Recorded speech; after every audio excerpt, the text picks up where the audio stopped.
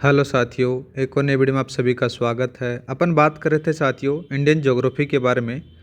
तो Indian geography के अंदर से लास्ट क्लास में अपन कहाँ तक देख रहे थे, प्रमुख दर्रे थे गए उनके बारे में डिस्कस कर चुके थे। उसके बाद में अपन डिस्कस कर रहे थे किसके बारे में, भारत का उत्तरी मैदान के बारे में साथियों।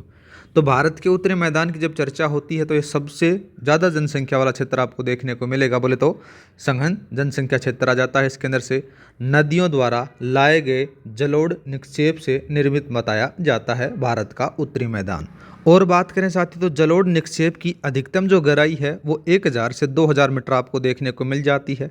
इसका विस्तार बात करें तो विस्तार कितना है, लगभग 7 लाख वर्ग किलोमीटर क्षेत्र में फैला हुआ है। लंबाई बात करें तो 3200 किलोमीटर आपको लंबाई देखने को मिल जाती है। चौड़ाई बात करें तो साथियों 150 से 300 किलोमीटर आपको देखने को मिल जाता है। सबसे ज़्यादा उपजाऊ भाग माना जाता है कौन सा, भारत का उत्तर भारत का जो मैदान है वो ज़्यादा फेमस माना जाता है क्योंकि ये ज़्यादा उपजाऊ है। आगे बात करें तो साथियों जो भारत का उत्तर भारत का जो मैदान है इसको 3 भागों में बांटा जाता है। कौन कौन से, भाबर, तराई और जलोढ़ मैदान। अब पढ़ते हैं साथियों कि भाबर क्या है, तराई क्या है, जलोढ़ का मैदान क्या है, इनको अलग अलग भागों में। तो ये रहा आपका भाबर क्षेत्र।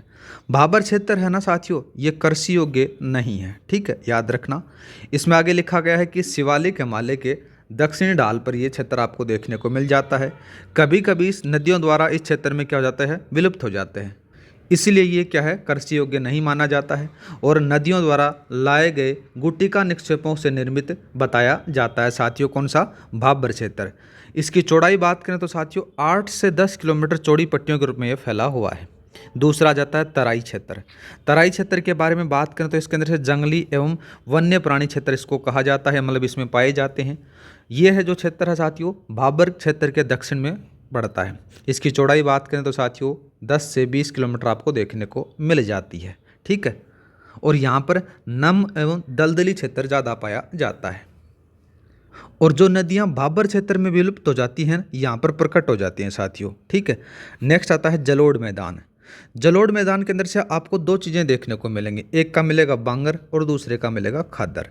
बांगर क्या होता है, देखो साथियों जो पुराने जो जलोढ़ से निर्मित माना जाता है क्षेत्र, यहाँ पर लिखा भी गया है, देखो बांगर के बारे में, पुराने जलोढ़ क्षेत्र से निर्मित माना जाता है, बाढ़ वाले मैदान से दूर स्थित माना जाता है, ठीक है। और साथ ही बात करें तो उत्तरी मैदान का विशालतम भाग भी बांगर वाला माना जाता है। मर्दा के बारे में बात करें तो साथियों, और मर्दा के अंदर से क्या होता है साथियों कि मर्दा में चूनेदार निक्षेप या फिर कंकड़ पाए जाते हैं। दूसरा बात करते हैं खादर के बारे में। तो खादर क्या है साथियों, जो बांगर था वो पुराने जलोढ़ से निर्मित था और ये जो है नवीन जलोढ़ से निर्मित बताया जाता है। ये जो क्षेत्र है बाढ़ वाले मैदान में स्थित माना जाता है। प्रतिवर्ष इसका पुनर्निर्माण होता रहता है, बाढ़ आती रहती है, दोबारा से निर्मित हो जाता है, ठीक है। और अत्यधिक उपजाऊ भी क्षेत्र माना जाता है। अब बात करते हैं साथियों जो उत्तरी भारत के मैदान हैं उनका सामान्य जो विभाजन है उनके बारे में। जैसे पंजाब का मैदान हो गया, गंगा का मैदान हो गया, ब्रह्मपुत्र का मैदान हो गया, इनके बारे में देखते हैं। ये रहा देखो सबसे पहले पंजाब का मैदान, इनको मैंने एक टेबल के रूप में लिखा है। पंजाब का मैदान हो गया, दूसरा गंगा का मैदान, तीसरा ब्रह्मपुत्र का मैदान। पंजाब का जो मैदान है सिंधु और इसकी सहायक नदियों के द्वारा इसका निर्माण होता है। बात करें गंगा के मैदान का तो इसका जो निर्माण होता है साथियों गंगा और इसकी जो सहायक नदियां हैं उनके द्वारा इसका निर्माण होता है। ब्रह्मपुत्र के बारे में बात करें तो ब्रह्मपुत्र और उसकी सहायक नदियों द्वारा इसका निर्माण हो जाता है साथियों। अब जो पंजाब का मैदान है इसका जो विस्तार है ये पंजाब में ही आपको देखने को मिलेगा साथियों, ठीक है। और दूसरा नाम आ जाता है गंगा का मैदान। तो गंगा का जो मैदान है साथियों तो ये आ जाता है घग्गर और तिस्ता नदियों के मध्य आपको देखने को मिल जाता है, जिसमें से हरियाणा हो गया, दिल्ली हो गया, उत्तर प्रदेश, बिहार, झारखंड, पश्चिम बंगाल, इन क्षेत्रों में इसका मैदान आपको देखने को मिल जाता है। ब्रह्मपुत्र के मैदान के बारे में बात करें तो विशेष रूप से ये असम क्षेत्र में आपको देखने को मिलता है इसका विस्तार। अब बात करते हैं साथियों जो प्रायद्वीपीय पठार हैं उनके बारे में। ये रहा देखो प्रायद्वीपीय पठार। सबसे पहले बात करते हैं जो प्रायद्वीपीय पठार है इसका विस्तार कहाँ पर आपको देखने को मिलता है। उत्तर पश्चिम में दक्षिण कटक, पूर्व में राजमहल पहाड़ियाँ और पश्चिम में गिर पहाड़ियों में इसका विस्तार आपको देखने को मिलेगा। और दक्षिण में बात करें तो इलायची पहाड़ियाँ इसका विस्तार मुख्य रूप से देखने को मिल जाता है। प्रायद्वीपीय पठार का जो निर्माण है वो किससे होता है, पुराने क्रिस्टलीय आग्नेय और रूपांतरिक जो शैलें हैं उनका से इसका निर्माण किया जाता है। और साथ ही बात करें तो प्राचीनतम स्थिर भूभाग के अंदर इसका क्या हो जाता है, ये जिसे गोंडवाना भूमि है ना उसका भाग भी माना जाता है। ढलान के बारे में बात करें, जो पश्चिमी प्रायद्वीपीय पठार है ये या फिर प्रायद्वीपीय पठार है, इसका ढलान किस से किस तरफ आ जाता है, तो पश्चिम से पूर्व की तरफ इसका ढलान आपको देखने को मिल जाता है। अब बात करते हैं, जो प्रायद्वीपीय पठार है इसको 3 भागों में बांटा जाता है। कौन कौन से आते हैं साथियों? पहला नाम आ जाता है मध्य उच्च भूभाग, जिसको ये है नर्मदा के उत्तर में। दूसरा आ जाता है दक्कन का पठार, ये इंपॉर्टेंट है, इसका जो है नर्मदा के दक्षिण में आ जाता है। और दूसरा आ जाता है उत्तरी पूर्वी पठार। ये क्या है, इसको विभाजित किया गया है, जो प्रायद्वीपीय पठार है इसको 3 भागों में बांटा गया है, इसको याद रखना। वैसे मेन रूप से बात करें तो ये इंपॉर्टेंट है, दक्कन के पठार वाला। अब बात करते हैं साथियों, जो प्रायद्वीपीय पठार है इसके अंदर से किस प्रकार से मिट्टी पाई जाती है, तो देखो यहाँ पर लिखा गया है, पश्चिमी और उत्तर पश्चिमी भाग में काली मृदा या फिर काली मिट्टी पाई जाती है। अनेक पठारों और पहाड़ियों से निर्मित माना जाता है। इसकी जो एक आकृति है वो त्रिकोण आकृति आपको देखने को मिल जाती है। कैसी आकृति है? प्रायद्वीपीय पठार की त्रिकोणीय आकृति आपको देखने को मिलेगी। ऊंचाई के बारे में बात करें तो साथियों 600 से 900 मीटर ऊंचाई आपको देखने को मिल जाती है। अब बात करते हैं साथियों किसके बारे में, जो मालवा का पठार है उसके बारे में। ये रहा मालवा का पठार। मालवा का पठार की स्थिति के बारे में बात करें तो इसके पश्चिम में अरावली आपको देखने को मिलेगी। पूर्व में बात करें तो बुंदेलखंड आपको देखने को मिल जाता है।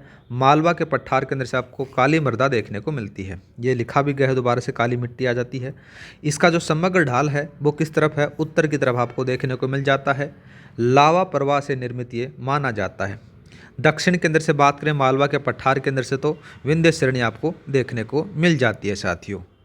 अब बात करते हैं मालवा के पठार के बाद में आ जाता है मध्य उच्च भूभाग के बारे में। ये रहा आपका मध्य उच्च भूभाग।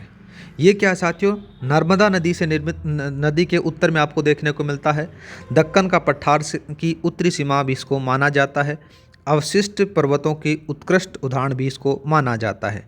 इसकी ऊंचाई के बारे में बात करें तो 700 से लेकर 1000 मीटर इसकी ऊंचाई आपको देखने को मिल जाती है। ढाल के बारे में बात करें ना साथियों, किसके बारे में? मध्य उच्च भूभाग का जो ढाल है वो पश्चिम से पूर्व की दिशा में इसका ढाल आपको देखने को मिल जाता है। पश्चिम में चौड़ा है और पूर्व में क्या जाता है, थोड़ा सा ये सकड़ा आपको देखने को मिल जाता है, बोले तो संकीर्ण देखने को मिल जाता है। अधिकांश विस्तार बात करें तो साथियों इसका मालवा पठार क्षेत्र में आपको देखने को मिलेगा।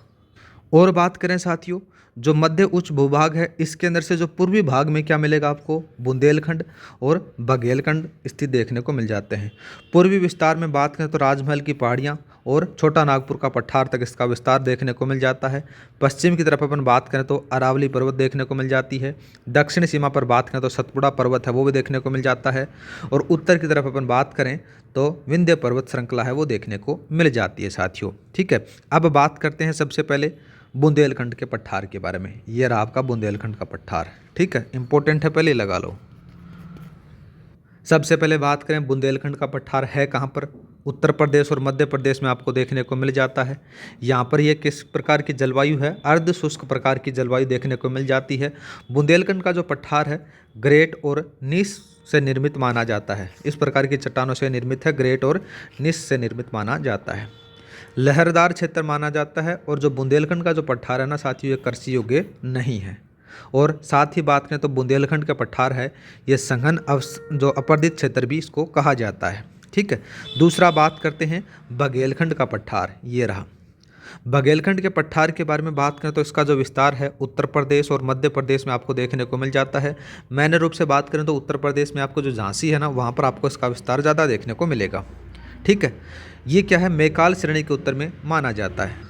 और बात करें तो साथियों उत्तर में कौन सी है? सोन नदी बहती है बघेलखंड के पठार के अंदर से। और इसका जो निर्माण होता है ग्रेनाइट, चूना पत्थर एवं बलुआ पत्थर से निर्मित ये पठार माना जाता है साथियों। ठीक है, आगे बात करते हैं छोटा नागपुर का पठार। पहले इंपॉर्टेंट लगा रखा है, इंपॉर्टेंट है साथियों, क्योंकि आपके एग्जाम में 100% सवाल आएगा। आप कोई भी टेस्ट सीरीज दे लेना या फिर कोई भी मेन एग्जाम दे लेना, आपके लिए जरूर सवाल इससे बनेगा। तो छोटा नागपुर से रिलेटेड जितनी भी चीज़ें हैं मैंने मेन चीज़ों को इसमें रख दिया गया है। सबसे पहले बात करें तो छोटा नागपुर पठार है, इसके उत्तरी पूर्व में राजमहल पहाड़ियाँ देखने को मिलेंगी। गोंडवाना चट्टान से निर्मित माना जाता है छोटा नागपुर का पठार। विस्तार बात करें तो साथियों झारखंड, छत्तीसगढ़ और पश्चिम बंगाल में इसका विस्तार देखने को मिल जाता है। दामोदर नदी के उत्तर में हजारीबाग पठार तथा दक्षिण में रांची का पठार आपको देखने को मिल जाता है। छोटा नागपुर के पठार के बारे में बात करें तो इसको भारत का रूर कहा जाता है। क्या कहते हैं? भारत का रूर या फिर पाटभूमि के नाम से भी इसको जाना जाता है। ठीक है, आगे बात करते हैं तो खनिज समृद्ध क्षेत्र इसको कहा जाता है और इसके अंदर से मुख्य रूप से दो प्रकार के जो हैं कोयले हैं, जिसमें से कोयला आ जाता है और दूसरा आ जाता है लोहा। ये ज़्यादा पाए जाते हैं।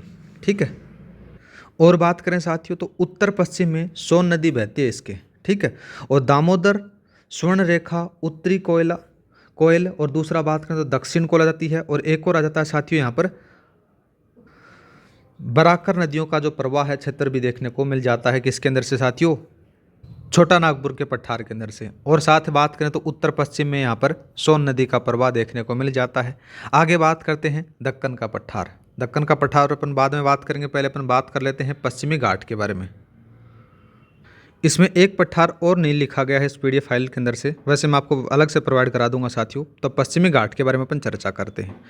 तो पश्चिमी घाट है ये साथियों सतत श्रृंखला मानी जाती है और पर्वतीय वर्षा यहाँ पर बहुत ज़्यादा होती है। अन्य नाम बात करें तो इसको सह्याद्री कहा जाता है। दक्कन के पठार के पश्चिम में इसकी स्थिति देखने को मिल जाती है। इसकी जो औसत ऊंचाई है ना साथियों, ये 1500 मीटर आपको देखने को मिल जाती है। दक्षिण में जो सबसे ज़्यादा ऊंचा माना जाता है पश्चिमी घाट। और साथ बात करें तो सबसे ऊंची चोटी है जो अन्नाईमुड़ी, ठीक है, जो अन्नामलाई है वो पश्चिमी घाट में स्थित आ जाती है। दूसरी सबसे ऊंची चोटी के बारे में बात करें तो डोडा बेटा है, ये भी यहाँ पर आपको देखने को मिल जाती है जो नीलगिरी के पहाड़ियों में स्थित मानी जाती है। अधिकांश प्रायद्वीपीय जो नदियों का उद्गम स्थल भी इसको कहा जाता है। किसको? पश्चिमी घाट को कहा जाता है। और इसके प्रमुख जो दर्रे हैं उसके अंदर से थाल घाट, भोर घाट ये महाराष्ट्र में है साथियों, और एक पाल घाट है केरल में आपको देखने को मिल जाता है। दूसरा बात करते हैं पूर्वी घाट के बारे में।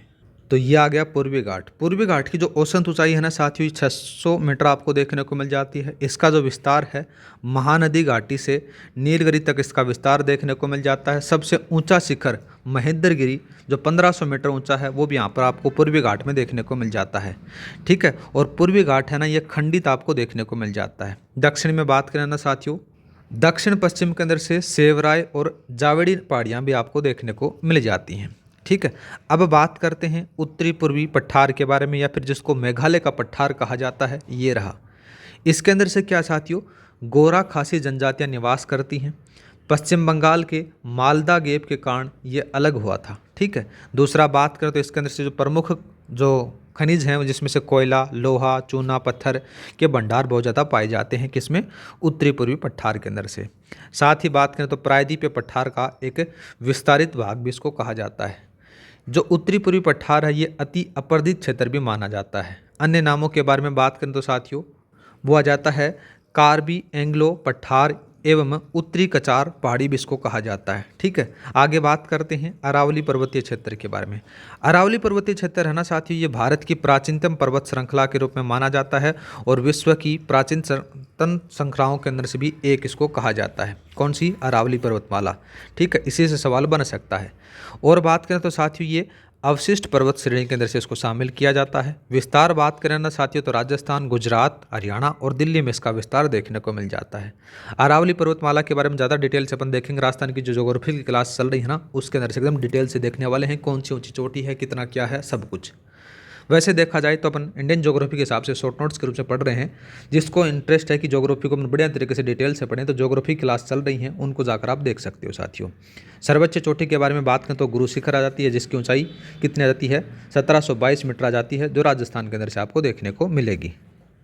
अब बात करते हैं साथियों सतपुड़ा पर्वत श्रेणी के बारे में। तो सतपुड़ा पर्वत श्रेणी के बारे में बात करें तो उत्तर में है क्या है इसके? नर्मदा नदी देखने को मिल जाती है।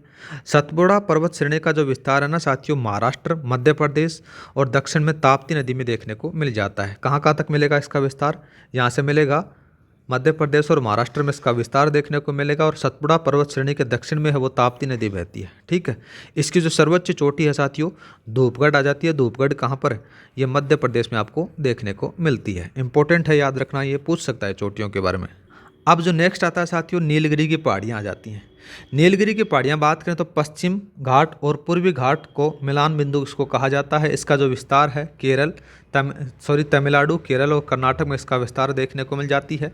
इसकी जो सबसे ऊंची चोटी है वो डोडा बेटा देखने को मिल जाती है, जिसकी ऊंचाई कितनी आ जाती है साथियों, 2633 मीटर आपको देखने को मिलेगी, जिसकी ऊंचाई है कहाँ पर, ये तमिलनाडु में आपको देखने को मिलेगी साथियों। तो आज के लिए अपन यही समाप्त करते हैं, मिलते हैं नेक्स्ट वीडियो में। नेक्स्ट वीडियो में अपन पढ़ेंगे भारतीय मरुस्थल के बारे में। क्लास अच्छी लगी तो लाइक और सब्सक्राइब करना न भूलें। मिलते हैं नेक्स्ट वीडियो में। जय हिंद, जय भारत। क्लास की पीडीएफ आपको टेलीग्राम पर मिल जाएगी। टेलीग्राम का लिंक डिस्क्रिप्शन में दे रखा है, वहाँ पर जाकर आप डाउनलोड कर सकते हो। हर क्लास की पीडीएफ आपको उपलब्ध रहेगी। जय हिंद, जय भारत।